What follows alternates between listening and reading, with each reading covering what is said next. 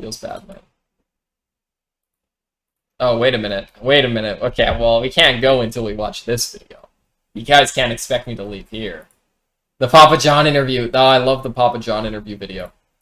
I'm a Christian, a patriotic American, and a free market, shrink the government conservative. Gay. Who also happens to be gay. Oh, I told you guys. What I mean by that is, my values define me, while my sexual orientation sometimes feels more like... But he just defined himself as... Oh, wait, and he said I happen to be gay, right? Well, a footnote. Literally, in fact. I came out as gay in a footnote in my book, end of discussion. When it comes to my political beliefs... Are you a race realist? A race realist insofar as I believe there's differences between the races? Yeah, of course. And how can I square that with Christianity? Well, because we can be made equal in value, but we can be different, right? Like, men and women are objectively different. We have different genetics. That's undeniable, okay? And although people are pushing that gender, like race, is a social construct, which neither of them are, it is, unfortunately for them, objectively true that there are differences between men and women. Now, does this make men inferior to women and they can just be killed and slaughtered? No, of course not. And same with vice versa with women, right? There are differences between men and women, and I would not say I would save a man over a woman's life or a woman over a man's life if, you know, I could only save one of two people kind of thing. In the same way, we can say that there are racial differences between whites, blacks, and Asians. And in fact, I go further and I say there's differences between every ethnic group. That's how you define an ethnicity. So we can even talk specifically about Europe, specifically about Africa or Asia, right? Asians are not all the same. Africans are not all the same. And certainly Europeans are not all the same.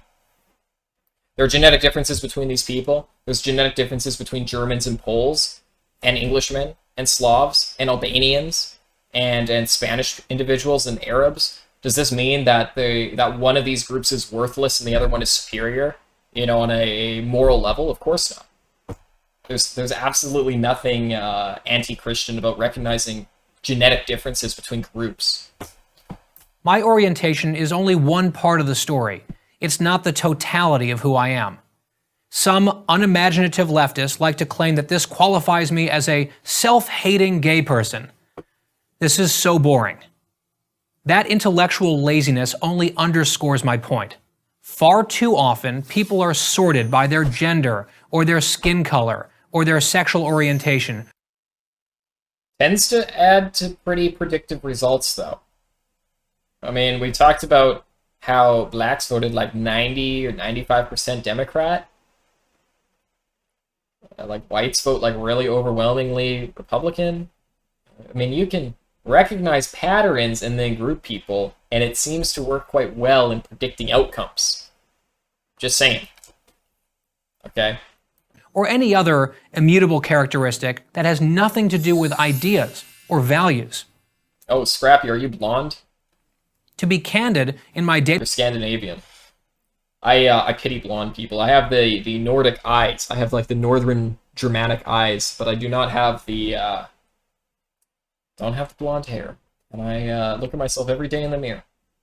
Every day, every hour, every minute, and I think to myself, Dad, why didn't you marry a blonde chick? I could be blonde. But I'm not. I never will be. It's sad. Anyways, that's besides the point. day-to-day life and work, I spend a lot more time thinking and writing about the failures of Obamacare, for example, than I do about LGBT issues, whatever that term might mean on any given day. And who's taking over the country? The pro-Obamacare lobby or the gay lobby? Have you guys seen? I haven't even seen it, but I've heard of it. Lil Nas X's video. Okay, you want to? Was this not that one? Which is this the one? Industry Baby.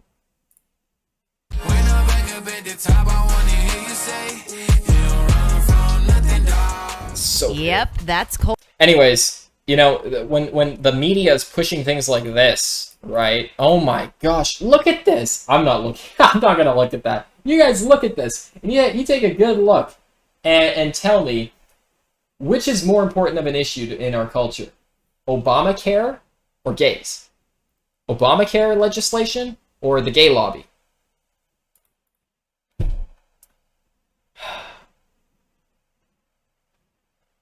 why curse us like this? Sorry, Doritos. I'm sorry, everyone. I'm sorry. But look, I mean, this guy is talking here about like, oh, here I am, the failures of Obamacare. That's what I spend my time writing about. than I do about LGBT issues. Meanwhile, he ignores LGBT issues. You know why? Because of the clip, or not even the clip, but the image that you guys just had to witness. That is what is an LGBT issue, okay? Again, a libertarian's worst nightmare is when we have the individual mandate for Obamacare. Yes, I agree. That sucks. It's bad. I don't want it either. And we got rid of it. But can we all acknowledge that the LGBT issue is a little more important? It's a little more important.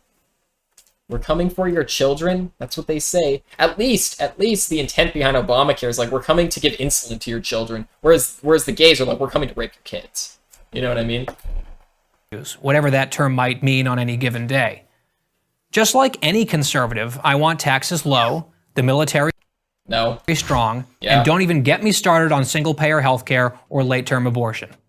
I'm a conservative because when I think about these issues critically, I usually end up on the right end of the spectrum. It's that simple. So you're a man and you have common sense, and you're very rational when making decisions. And unfortunately, you're so individualistic that you became gay. You allow yourself to be gay, despite the principles that you support contradicting that. Here's the thing. I fully recognize how fortunate I am to live in a time and a country where I can be openly gay and live a normal life. And that's in large part thanks to the hard work of gay rights activists who've paved the way for people like me, people who had it much harder than I do, and people who likely wouldn't share my politics. I am genuinely grateful to them. Okay, so it's not your identity, but you're genuinely grateful for the people who practically destroyed this country just so you could openly be a sodomite. See, Christian? How can you be a Christian and be gay? And I mean, like, I understand, you know, I'd have some sympathy if he was repenting of it, you know? Like, for example, I see it like the same as saying, like, how can you be divorced and be Christian? Well, yeah, there's people who are divorced who are also Christian, but they don't have, like, parades about it. You know what I mean? They don't make videos, propaganda videos about it to convince people that it's okay. They don't infiltrate the right-wing and left-wing parties in our country and convince both of our parties in a two-party system that being gay is okay, or that, in this case, divorce is okay. So it's like, I would have some sympathy for you here, man.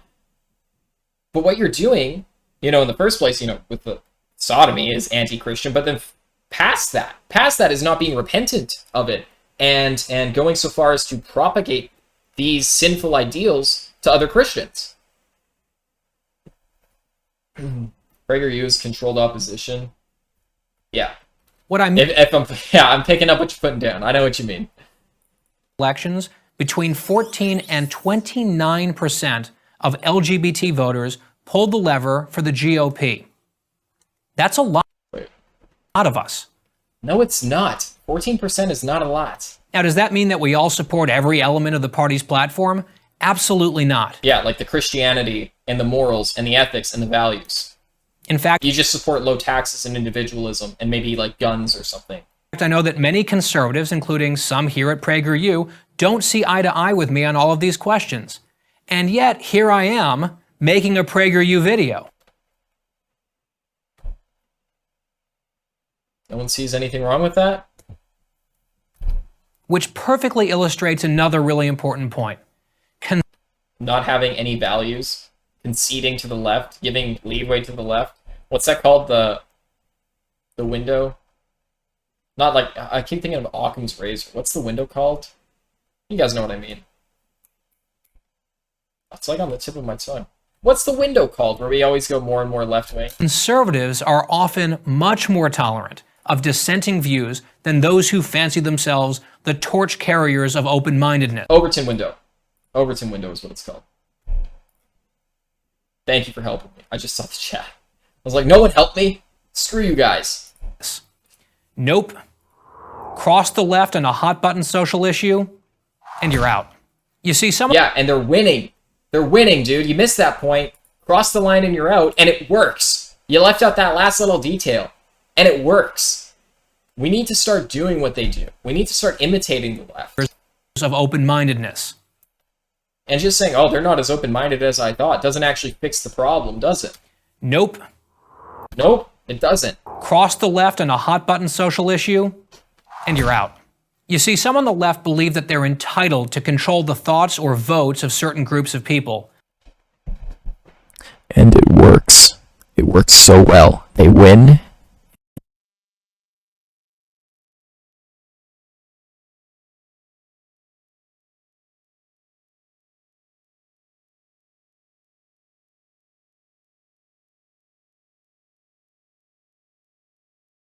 Aha! Okay. We're back. Back to ASMR. Sorry, I accidentally unplugged my microphone there. Whoopsies. Okay, well, you know what? I was just saying that it works. Namely minorities and so-called victim groups.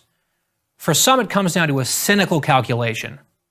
Without the overwhelming support of those groups, the Democrats would win very few elections. That's why the left lashes out so viciously at anyone who wanders off their assigned reservation. And it works.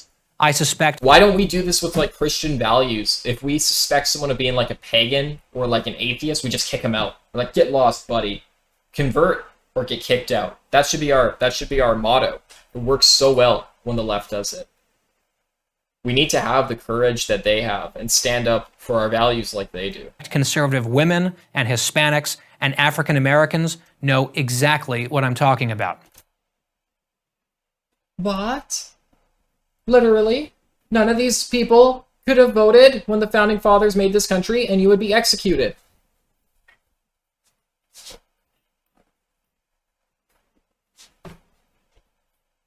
Again, like, libertarians, hey man, like, I know, like, the government would be tyrannical if, like, you know, all of these people couldn't vote, but that's what the Founding Fathers did.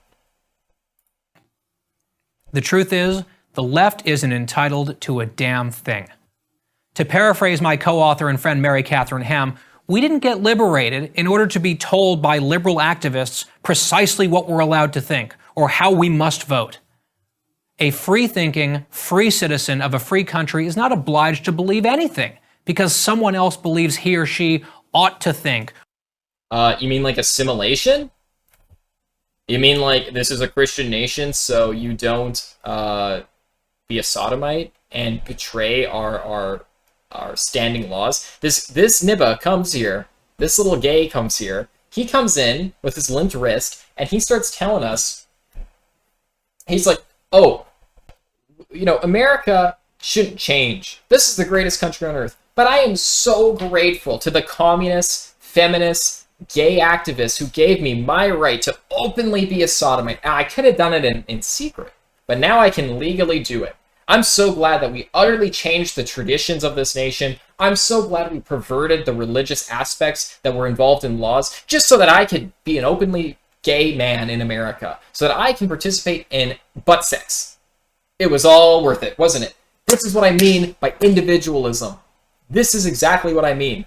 Yeah, I'll change the traditions of a country. Yeah, I'll change what the Founding Fathers wanted. Yeah, I'll change what the majority of people want. Yeah, I'll change from, you know, the religious standings of this country, the religious values of this country. Oh, why? Oh, because I want to have sex a certain way that you guys all don't like me to. But everything revolves around me. The whole world revolves around me and what I want sexually. Not even want, like, it's not like he's like, I need food, I need water, please give me food and water. It's like, no, he just wants to have perverse sex. If he wanted to have sex with a woman and get married, he could do that. That wasn't enough, though. No. He wants special rights. And he's going to change the country, our values, be them religious or traditional, just to get what he wants. And then he comes out here and starts lecturing us on the fact that, oh, you better not tell me how to think. Oh, why? Because you just actually changed our entire country and everything we thought so that you can have more fun in bed in a perverse way that is actually very anti-Christian. Okay? Or ought to vote, or ought to rank his or her priorities a certain way. Yeah, Christianity, America, your family, yourself. Look, I get it. Many other gay people approach these issues. Maybe we'll change family in America. But, you know, the top three. And their and then yourself. Voting criteria differently. And I respect that. That's their call, even if it's not how I choose to operate. What's the phrase again? Live and let live? That wasn't enough. We were living just fine. You were the one who came in and changed our laws for your own selfish desires. Why has that been turned on its head into agree or else? Let's debate issues and stop trying to punish wrong thinking. Like I said, I'm a Christian, a patriotic American, and a free market, shrink the government. But he's going to say a Freemason.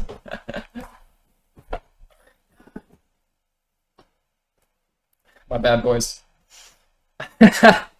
Almost fell into another dimension there. Conservative who happens to be gay. And it just so happens that that one thing is contradicting all these first three things. I would love to have a debate with this person. Not even a debate. It would just be like, how can you be gay and Christian? The Bible says don't be gay. You're being selfish.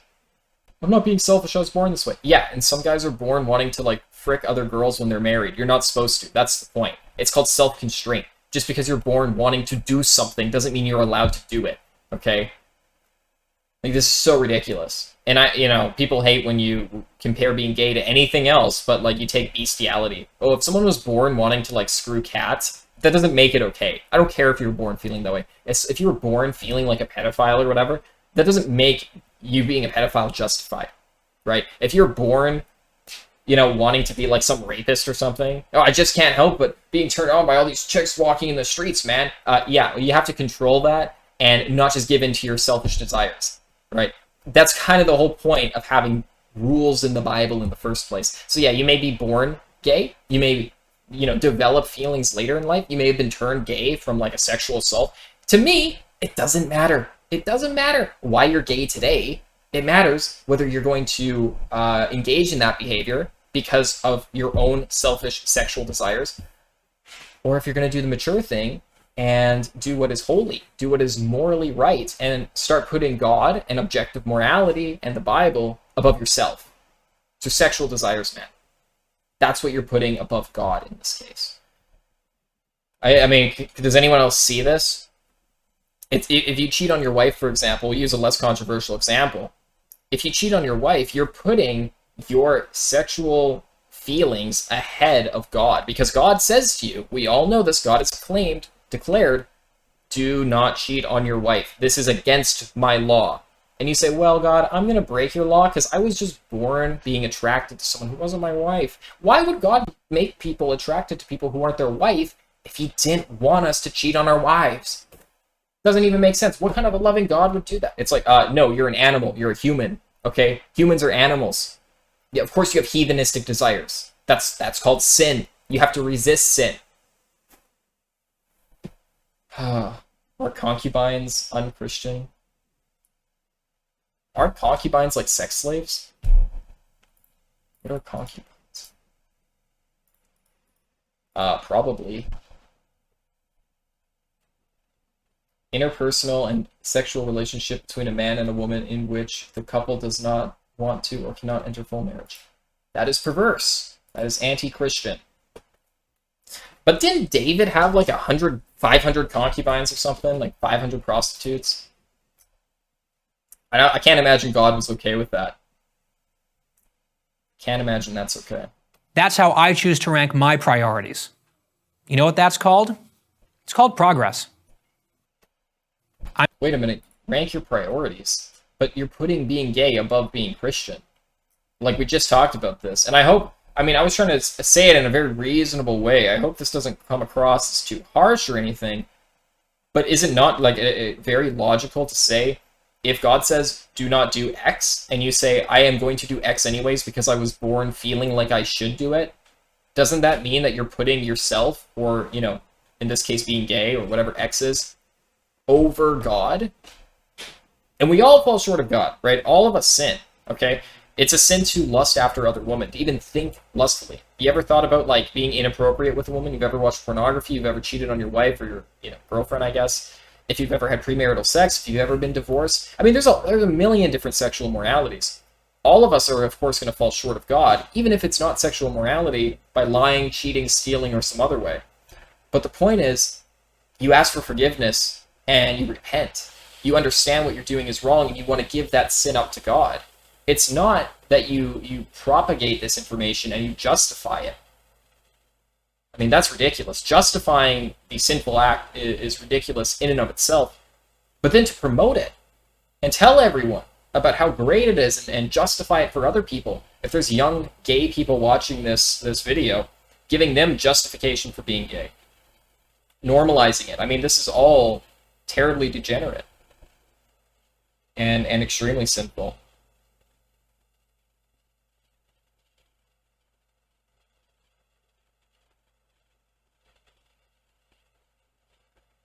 Now even more homosexuals don't want to be told how to think. Amen. That's the problem. They don't want to think about the Bible. I want them to listen to me. I'm trying to tell them, think about the Bible. Think about God. Think about your parents. Think about your family, the community, the country, the traditions of the nation. God himself. Think about any of these things. Just about all of them are going to be pointing you away from a life of sexual degeneracy in a gay marriage or a gay relationship. An illegitimate marriage. Anyways, we can wrap it up there.